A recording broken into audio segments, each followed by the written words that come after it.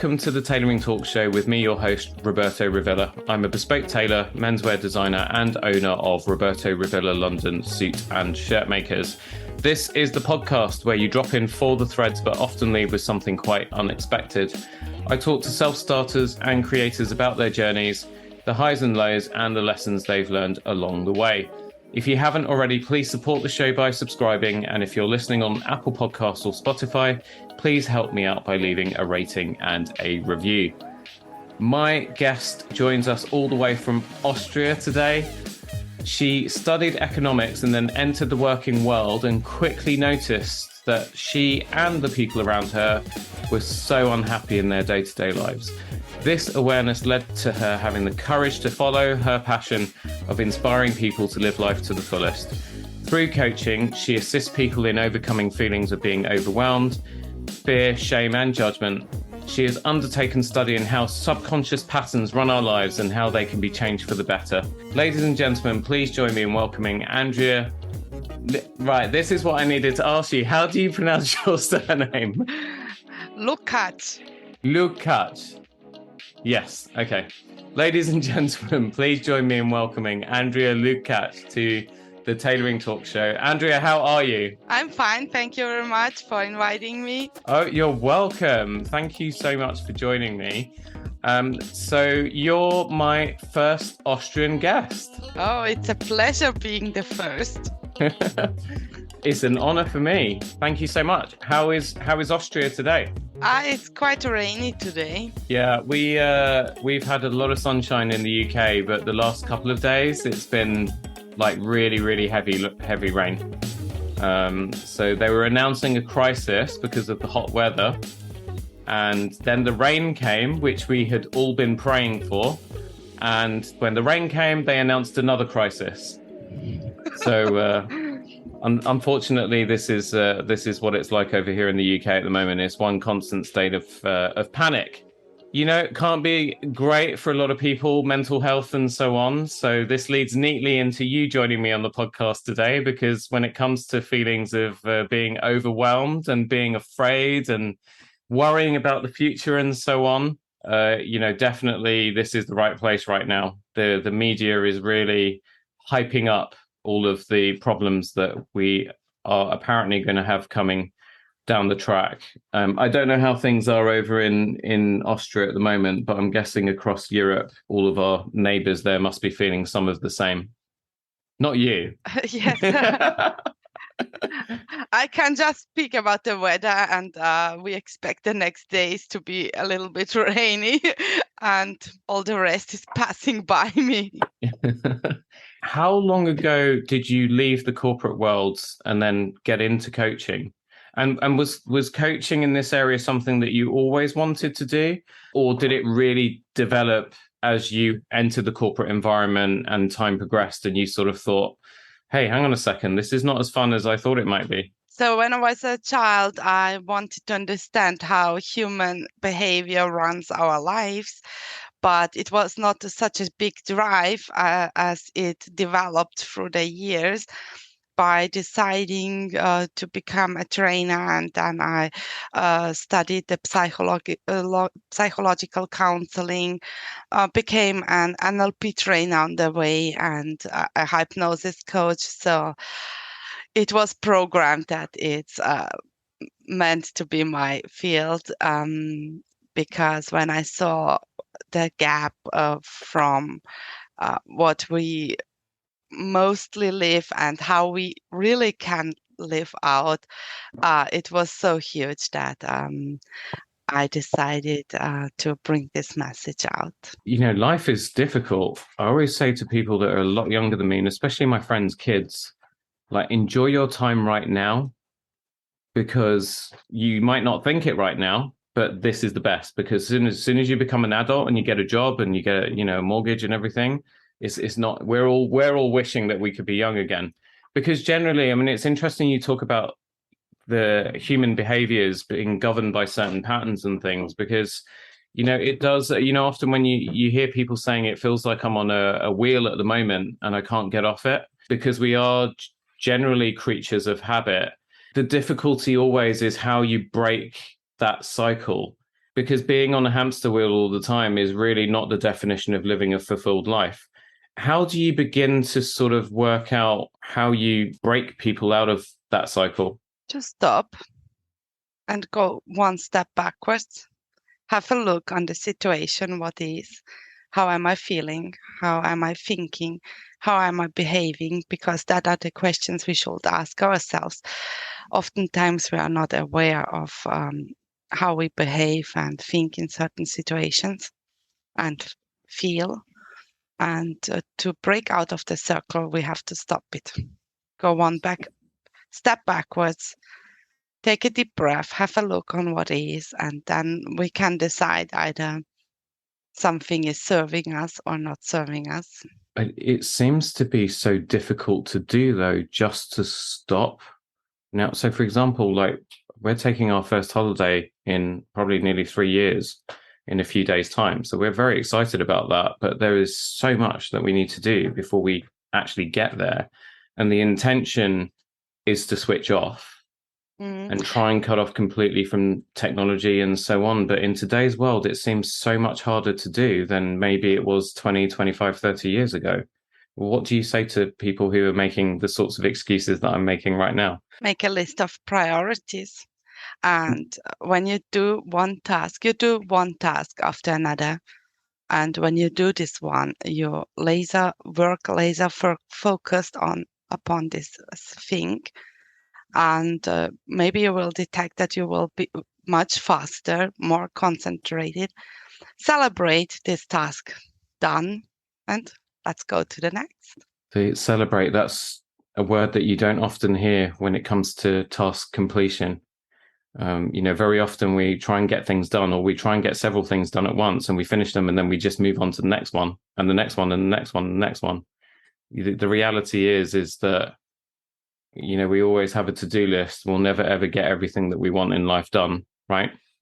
Yes, but we can get one step at a time done. And if we celebrate it, if we acknowledge it for having it done as we wanted it, so we celebrate it. It's a reference experience which we collect for ourselves and we can refer to when we are in doubt phases. When you're working with clients, does goal setting come into the conversation quite a bit? And how early do you introduce that? Because that seems to be quite important. If you don't know where you're going or what you want to achieve, it almost seems more sensible to try and clear the chaos, to actually work out what the end game is and then start to work back from there.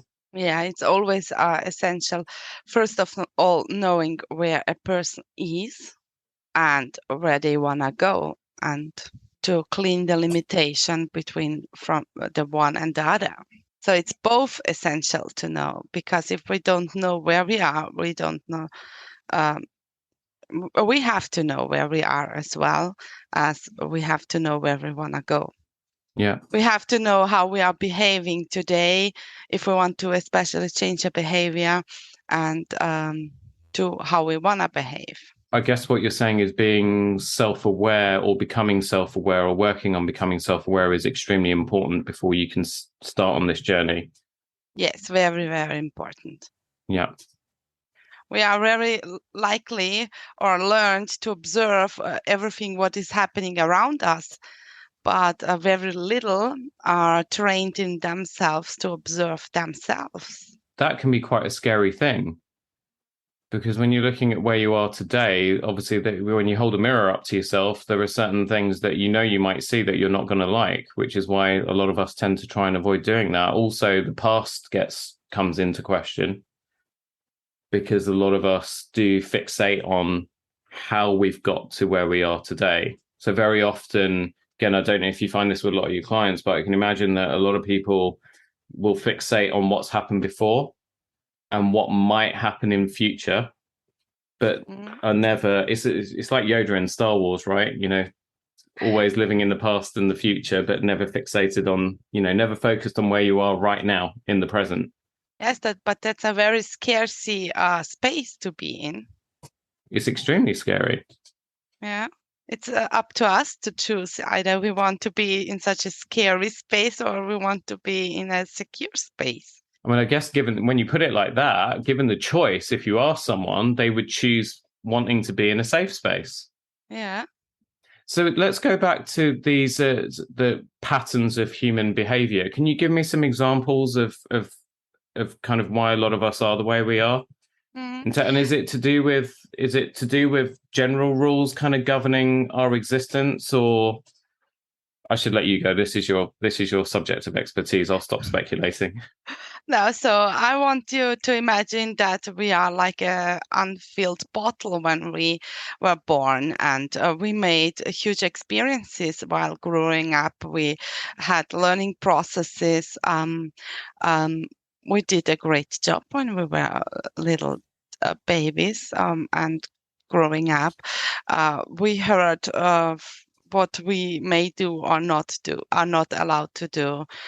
We were conditioned by our parents, by our environment, by teachers, by society, by a culture as well, and that's what's within us, and it operates within us and is controlling the way we think and feel and act today. And if we close this bottle, so nothing new can come in and nothing can go out. So we want to be open so that the stuff we don't need anymore can go out and be filled with new information and new data. So what you're saying is that obviously all of this conditioning and so on through all these different factors and outside influences, so our parents, the people around us, the environment, and so on and so forth, a lot of us put the cap on the bottle and we don't open it again. And some people go through the rest of their lives without opening it again, wondering why they're stuck. So we've got to start to unpick this and unravel it. We've got to open the bottle top and just let it all out. That's easier said than done, but we have to be aware how we are thinking to clear up our belief systems. And the clearer we are, the more likely we can go in a direction we want to go. It all just seems really messy. I don't know how anyone would be able to go on a journey like this on their own. I also didn't went alone because I believe it's necessary to have a coach beside one, because if we would search for something and the way we look on things, chances were big that we have had already found it. So, and with that, a coach can see things we are not aware of. And if the conscious mind can pick up, let's say, 40 bit per second, the subconscious can pick up over 1,000,000 bit per second. So there's, in an equation, it will be like a mark on a big football field, what we are really aware of. So it takes time of observation. It takes a lot of questioning, and oftentimes we alone wouldn't even ask ourselves certain questions, maybe. What did you do when you started on this journey? Did you bring a coach in straight away, or when you had this realization that things weren't, you weren't happy and that you needed to change?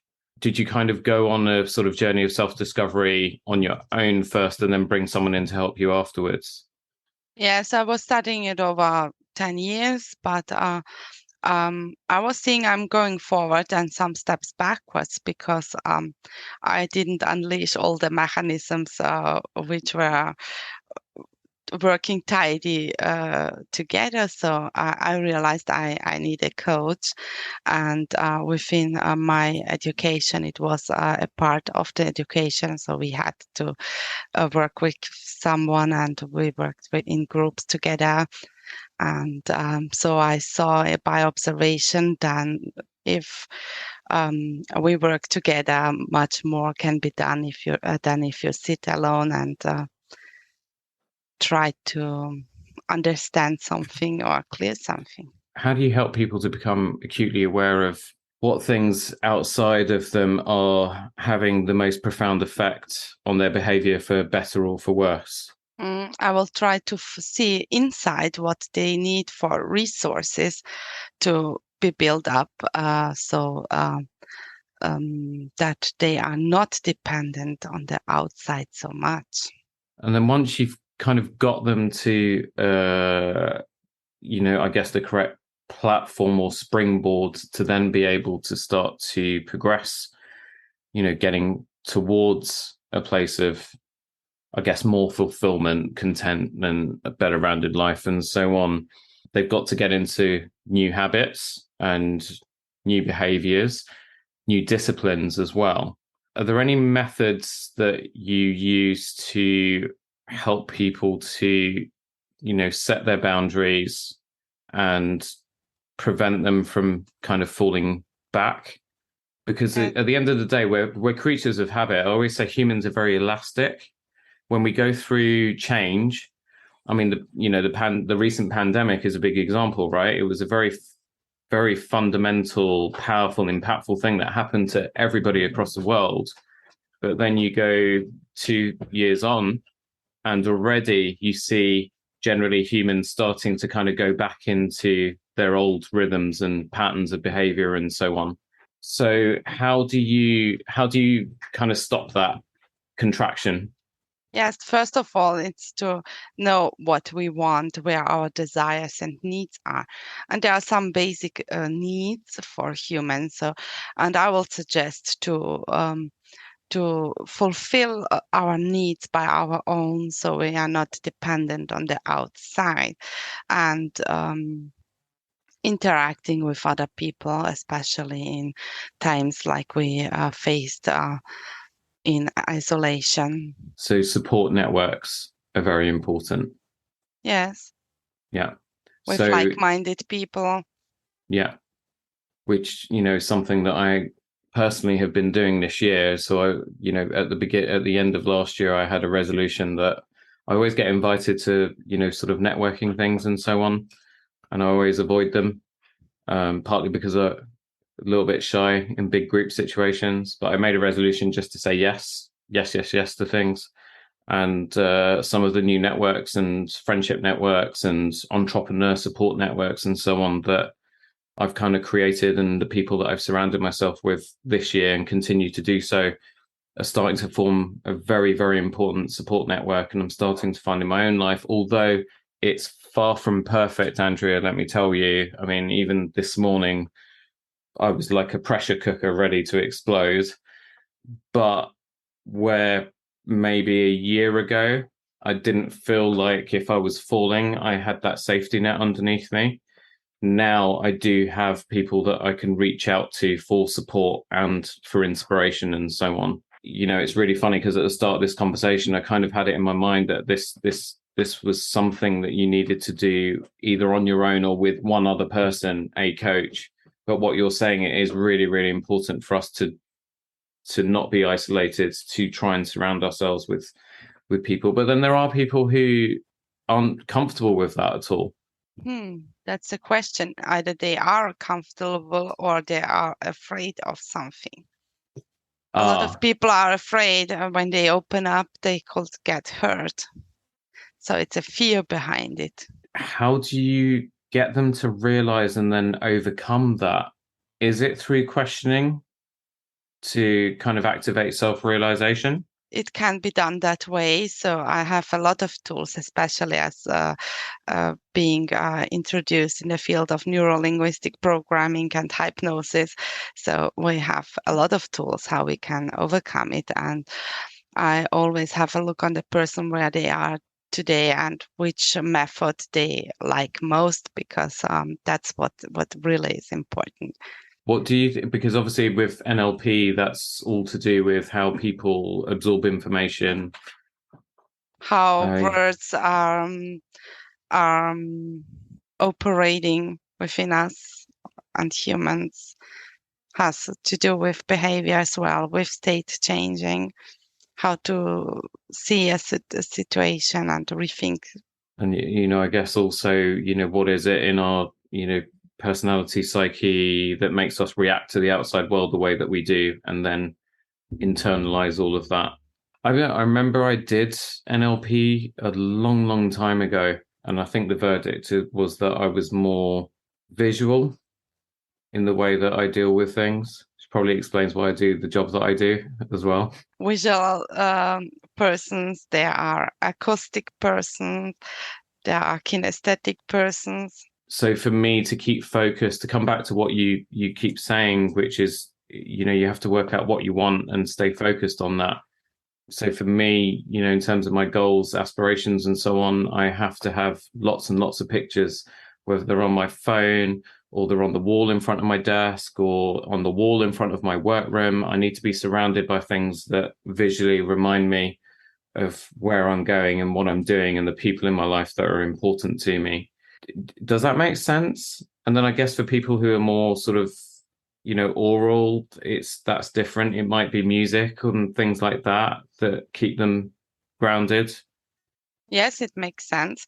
And everyone will pick the things they suit them best. So, but you cannot do anything wrong if you are seeing a picture and telling you something.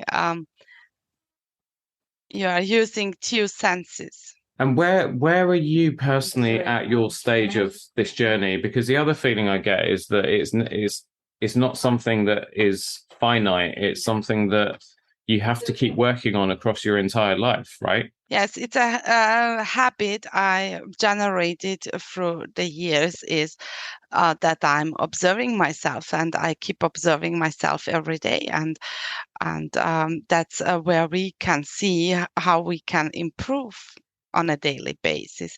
And I believe that learning will never stop. We will have learning is a lifetime process. It's not something we will do in a week and it's done. We can learn constantly as long as we are alive. So is most of what you do done remotely nowadays, or do you do a lot of in person, or is it a bit of a mix?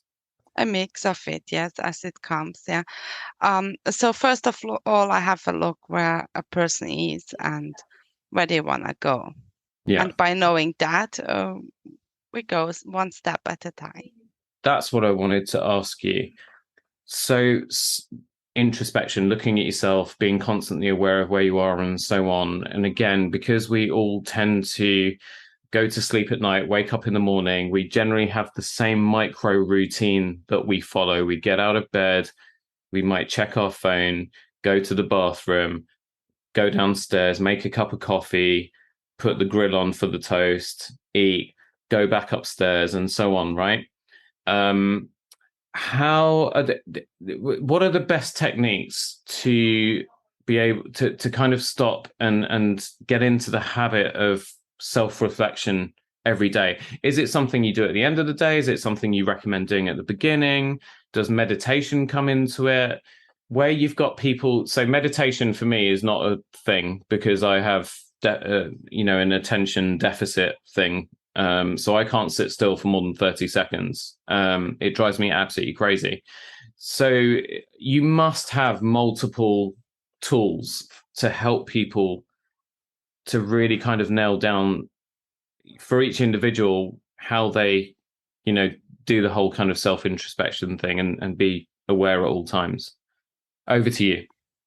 Yeah, so in the morning, it makes sense for me to have a look on the day in advance. So which task I want to perform and writing them down and then getting them done step by step. And in the evening, it makes for me personal sense to have a review on the day. And in between, when I feel certain emotions, which I will notice and have a look on later. So I will notice them, write it down, and have a look on later. Right. Or immediately if the time is right. Yeah. So But if not, I will notice it and having a look later on because that are indicators which are telling us something, and we can have a look on it and work it out later on as well. Yeah. And so we can clear it on the way while doing it on a daily basis. This is the ultimate in self-care. Yeah. Keeping an eye on yourself as much as you can for as much of the day as you can. Yes, and also having a break where I would just breathe and observe my breathing and how my body feels when I breathe. So it's a kind of meditation, or not meditation. We can call it like we want it. Um, for me, a meditation is something which is longer and guided, and so, but just sitting down and taking breaths and observing the body while we breathe, not thinking anything else, not disturbing ourselves, which will bring us back into our power. We will think more clearly, and we'll get the next task done um, quicker, because we will have more energy available than maybe before. Yeah. It's almost like we're constantly unbalancing ourselves and rebalancing ourselves. So taking that moment of calm is almost a way of gaining our energy back and getting, yeah, exactly, just recharging again, rather than just kind of going full steam and just running out of energy all the time and burning out, basically. Yes, and that's what a lot of people are doing. They are running, or they are even people pleasing all the time, and don't know that if they are in a self-cared state, they can give much more to the other person. Because if you have no energy and you are in a down phase, you are not in a position to help or assist another person as if you are in your power. So it's counterproductive. Yeah. I remember I read once when I was a lot younger that you need to learn to love yourself, because if you don't have love for yourself, you can't have love to give to other people. So if we see love as energy, it's the same thing, right? Yeah, it is. And so it is with time and money and with everything else. These are all resources that we have finite amounts of. When such a little inner voice is pushing us to do something, we can remind us, no, stop it, because if I have no energy, I cannot give it. So we can remind ourselves. The inner voice, I would argue, is probably easier to deal with if you have worked out the type of person you want to be, where you're going, and so on. The difficulty is the real world voices that are pushing at us all constantly. So whether it's, friends telling you or asking you to do something that you don't have the time to do, but you feel obligated to, or family members are a really good example of that. In the business world, clients or your bosses or colleagues, how do you push all of that sort of stuff away? Because there are people that would argue, well, I that's all very well what you're saying in my personal life, but then when it comes to, the bulk of my life is spent working and so on, I can't say no all the time and take time for myself. I have to get on and do, if people demand things of me, I have to get on and do it. Yes, and it's not all about saying no, but getting the job done and then refilling our batteries, and that are even some minutes necessary. So, and if we don't take the time, we will not be quicker with the job done if we work with a low battery. That makes sense.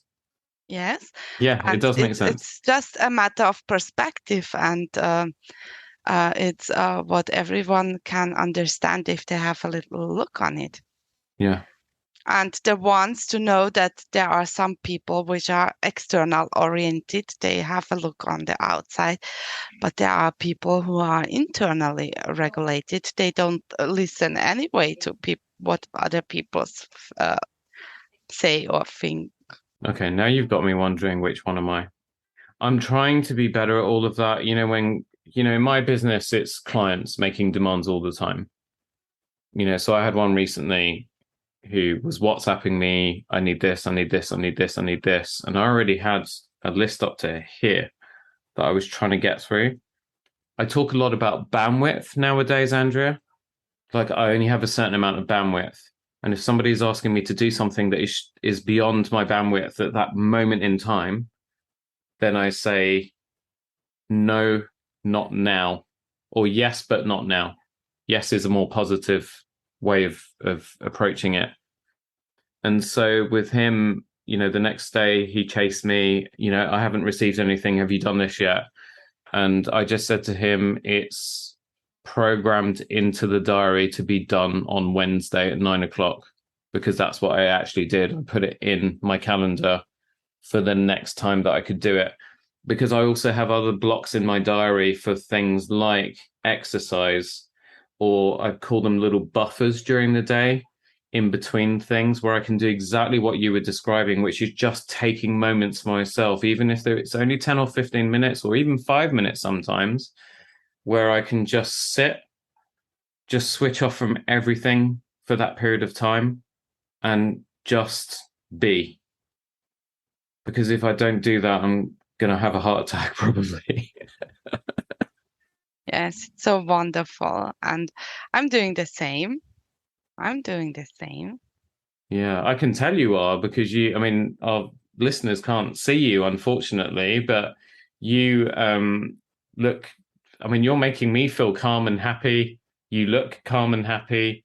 I don't believe there's anything I could throw at you that would unnerve you or make you feel overwhelmed or whatever. I just feel like you would just kind of take that energy and then just turn it into whatever you need it to be, and then just throw it right back at me. Yeah, and it's a learning process when we observe ourselves, and it's so important not rushing from one thing to another. A lot of people even don't recognize things they went through by on a street, or because they were so in their thoughts. But it's very energy consuming, and if you run this for a long time, you will break down. We talk about energy a lot now, particularly in recent episodes on this podcast. Energy when you meet people for the first time, energy when anything is coming at you. Is it positive, or is it negative, or is it sapping your own energy? Energy takers, energy givers, and so on. And I'm now, as I'm getting older, especially, I'm just becoming so acutely conscious of this, and thinking about almost everything in terms of energy. The next trick, once you've kind of worked that one out and got into the habit of it, is learning to do the right thing with what you've identified. Whether it's something that you can deal with or something that you shouldn't, and you should find a way to push it back. Yeah, it's everything within us. So, which resource do I need to get it done? Is it more self-esteem? Is it more power? What is it?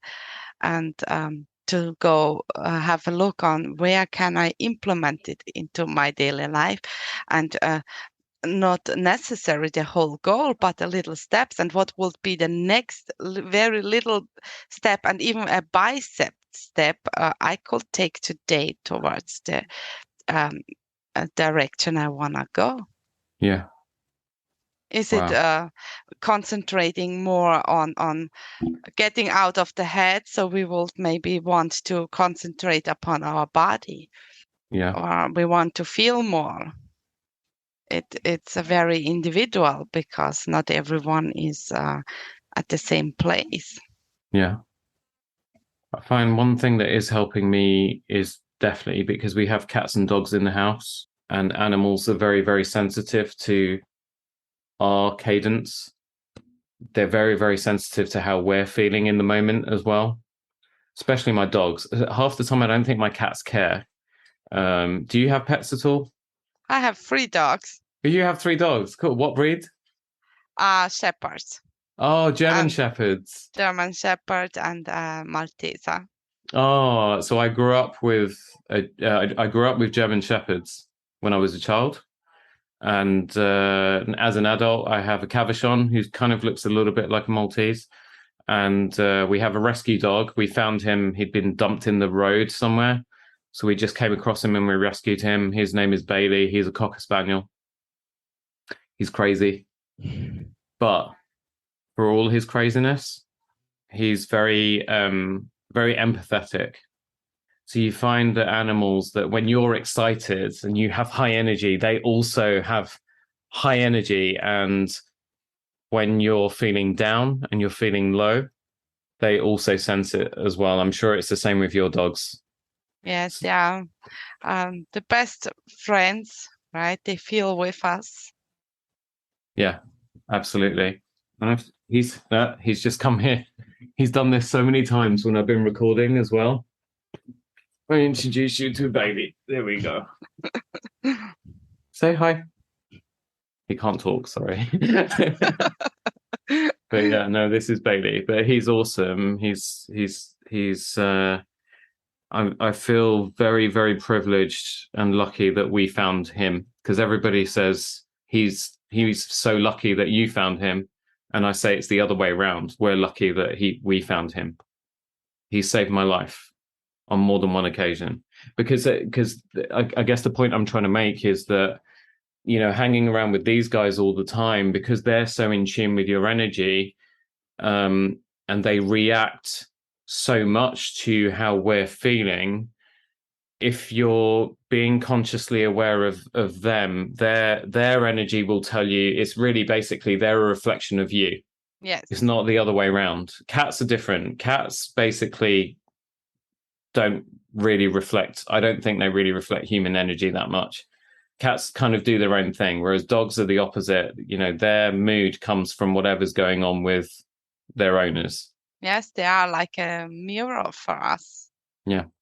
So I guess what Andrea and I are trying to say to any of you listening that don't have a dog, if you're worried about embarking on a journey of self-discovery and being self-aware, and you're worried about not being able to see all the signs, get a dog, and then you'll have a really good temperature check at every moment of the day. Andrea, thank you so much for joining me today. Have you had fun? Yes, I had fun. It was a pleasure talking to you. No, you as well. You know, you've just got me thinking so much. You've really interrupted my thinking, and that's the power of what you do. So thank you so much. Where can people find you online? So at the moment, if they want to reach out to me, the best way will be to do that via email. Okay. And it will be andrealukac.coaching@gmail.com. Perfect. And I'll make sure I have that in the show notes for everybody as well. Andrea, thank you so much for joining me, really. And thank you. Bailey says thank you as well. Be blessed. Thank you. Thank you so much for joining Andrea and I on this episode. I will have her email address in the show notes for you. Don't forget that Tailoring Talk is now on Instagram at Tailoring Talk Podcast, and you know I love feedback, so you can also email the show directly at tailoringtalkpodcast@gmail.com. Please remember to subscribe, rate and review. You can also click the share button in your player to send the show on to people you know. If you're enjoying Tailoring Talk and feel compelled to throw some change our way and support the show, you can now buy me a coffee at buymeacoffee.com/Roberto Revilla. Have a great week, and I'll see you on the next one.